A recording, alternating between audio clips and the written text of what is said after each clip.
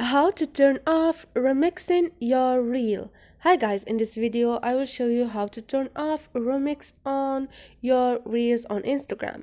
It's so easy and quick, so let's jump in. First thing, go to your Instagram. Now click on your reels and click on it. Click on those 3 points. Now you see the second option, which is turn off remixing. Click on it and turn off remixing.